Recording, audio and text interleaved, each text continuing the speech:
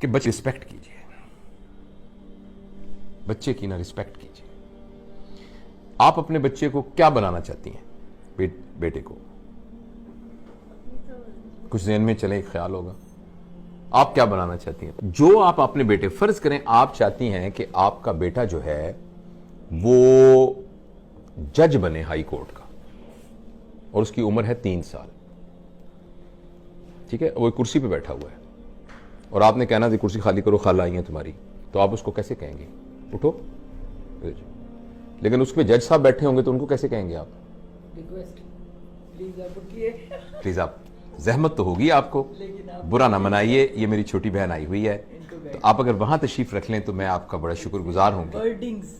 तो मी लॉर्ड, जो आप उसको बनाना चाहते हैं ना, उसके लिए उसको तैयार करने का मतलब यह है कि उसकी वैसी इज्जत करें जो आप उसको बनाना चाहते हैं। आप उसको हाफिज़े कुरान बनाना चाहती हैं, आप कहते हैं उठो, तुमने खाना क्यों नहीं खाया, कपड़े देखे तुम्हारे कितने गंदे हो गए, चलो चलो। उसकी वैसे इज्जत कीजिए जैसे हाफिज़े कुरान की इज्जत करनी है। आपने जो उसको बनाना है उसकी वैसे इज्जत करनी शुरू कर दीजिए। और प्लीज आप याद रखिए, किसी फेलियर की वजह से अपने बच्चे की इंसल्ट ना कीजिए। बच्चे के लिए सबसे बुरी बात है इंसल्ट।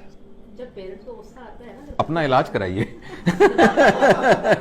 गुस्से वाली वर्कशॉप्स अटेंड कीजिए, इसलिए कि वो एक इंडिविजुअल है।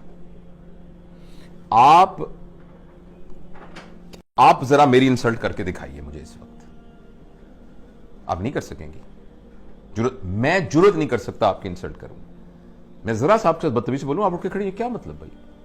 आप उठ के मोबाइल फेंक के आप उठ के चलने जाना शुरू कर देंगे। आपके बच्चे के अंदर भी वही जज्बात हैं, मगर इत्तफाक से वो आपसे कमजोर है। जब आपने बच्चे को थप्पड़ मारा है ना किसी बात पर, वो बच्चा आपको थप्पड़ मार नहीं सकता, मगर आप यकीन कीजिए वो थप्पड़ आपने बैंक में जमा करा दिया है। लेकिन सर, हमने तो ये सुना है ना कि अगर जैसे उस्ताद डांटता है या जो पेरेंट्स होते हैं वो डांट रहे हैं, या तो वो आपकी बेहतरी के लिए आपके सामने आपको डांट रहे हैं, आपके पीठ पीछे आपको बुरा, लेकिन इससे बेहतरी नहीं हो रही। इसको साइंटिफिक स्टडीज ने बताया है कि इससे बेहतरी नहीं हो रही है। अगर ऐसी होती तो डांटने से बेहतरियां हो जाती। तो जब हमारे पेरेंट्स ने हमें डांटा तो हम तो सही हो गए। एक्सक्यूज आपको लग रहा है? एक बात आपको 2 मिनट, मैं इस बात को खत्म कर लूं ताकि हम इसको समेट लें, फिर बीच में से जो ज़मीनी बातें निकलेंगी हम डिस्कस करेंगे। देखिए, जब आपने बच्चे को थप्पड़ मारा है ना, या कहा है तुम नालायक इंसान हो, और अगर तो वो 7 साल से कम उम्र का है ना, फिर तो इससे बेहतर था कि आप उस बच्चे को कत्ल कर देते। ये ज्यादा, मतलब मैं एक्सजरेट करके बयान कर रहा हूं, सिर्फ एक इमोशन उसमें अटैच करने के लिए। मगर 7 साल से कम वाले के अंदर आपने रिकॉर्डिंग मशीन में डाल दिया ना, तुम नालायक इंसान हो, तुम जिंदगी में कुछ नहीं कर सकते, भटकोगे तुम गलियों के अंदर। आप यकीन करें, वो 7 साल के बाद सारी जिंदगी आपकी इस बात की लाज रखते हुए साबित करेगा कि मैं भटकूंगा। वो साबित करेगा कि मैं भटकूंगा। और अगर आपने उसको थप्पड़ मार दिया, वो थप्पड़ बैंक में जमा हो गया, जैसे मैंने अर्ज किया था, और उसमें फिर बैंक जैसे हर साल सूद देती है, वो सूद के साथ इकट्ठा हो रहा है। अभी वो आपको थप्पड़ मार नहीं सकता, एक वक्त में आएगा वो आपको थप्पड़ मारने के काबिल हो जाएगा, और वो आपको थप्पड़ मारेगा। वो थप्पड़ जरूरी नहीं कि फिजिकल मारे, वो अचानक कहेगा मामा मुझे दुबई में नौकरी मिल गई है। आप कहेंगे मेरा तो एक ही बेटा है, लेकिन मामा आखिर रोजगार के लिए मुझे जाना ही होता है। आप कहेंगे जिसके साथ शादी की है ना मैंने, अजीब मैं बहू बेहाल आई हूं, हालांकि मेरे भाई की बेटी है, पता नहीं इसने क्या मेरे बेटे के कान में फूंक मारी है, वो उसको लेके दुबई चली। मुझे जोड़ों का दर्द है, इसके अब्बा को हार्ट अटैक हुआ है, इसको ख्याल ही नहीं आया। वो थप्पड़ था जो कि सूद के साथ इकट्ठा हुआ है, और वो अब उसने आपके मुंह पे मारा है। इसलिए बच्चा अगर आपके यहां पैदा हो गया है तो वो आपका मेज या आपकी कुर्सी नहीं है, वो आपकी प्रॉपर्टी नहीं है। और कोई भी आदमी, चाहे आपका बेटा है चाहे कुछ भी है, वो इंसल्ट बर्दाश्त नहीं कर सकता। इंसल्ट को रिएक्ट करना उसको नहीं आ रहा इस वक्त, इसलिए चुप करके डर के बैठ गया है। फर्ज करें वो थप्पड़ नहीं मारेगा तो उस थप्पड़ ने उसको सारी जिंदगी के लिए डरपोक भी बना। हो सकता है उसका ये रिएक्शन निकले कि वो सारी जिंदगी के लिए थप्पड़ खाना, वो थप्पड़ खाता रहेगा।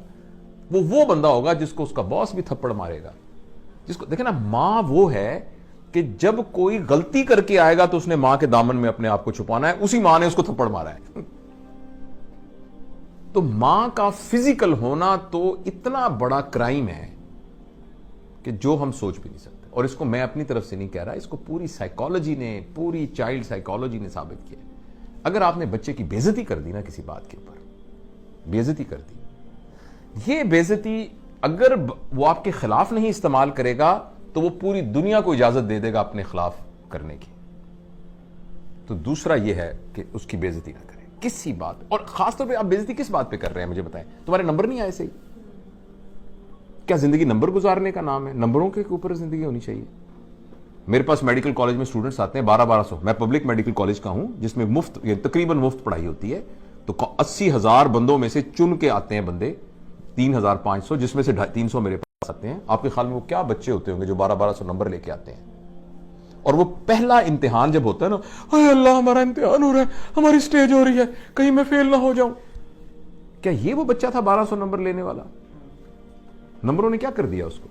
आप सिर्फ इसलिए अपने बच्चे को इज्जत करेंगी या करेंगे कि उसके नंबर आते हैं। और जिंदगी गुजार में नंबर होने की क्या अहमियत है? इतनी सी अहमियत है।